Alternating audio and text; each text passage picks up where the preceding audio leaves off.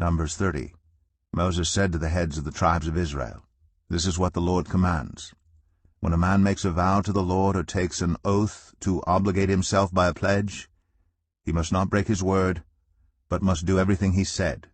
When a young woman, still living in her father's household, makes a vow to the Lord or obligates herself by a pledge, and her father hears about her vow or pledge but says nothing to her, then all her vows and every pledge by which she obligated herself will stand. But if her father forbids her, when he hears about it, none of her vows or the pledges by which she obligated herself will stand. The Lord will release her because her father has forbidden her. If she marries after she makes a vow, or after her lips utter a rash promise by which she obligates herself, and her husband hears about it but says nothing to her, then her vows or the pledges by which she obligated herself will stand.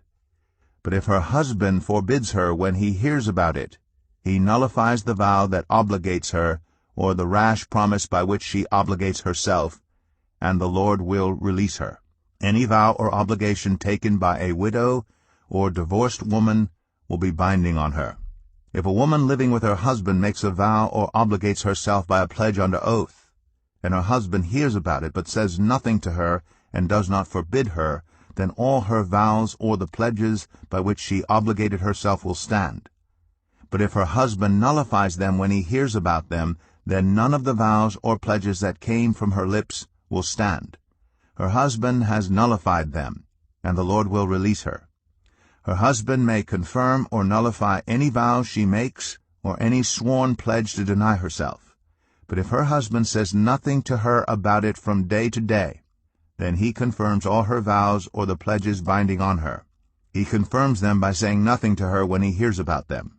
If, however, he nullifies them some time after he hears about them, then he must bear the consequences of her wrongdoing. These are the regulations the Lord gave Moses concerning relationships between a man and his wife, and between a father and his young daughter still living at home.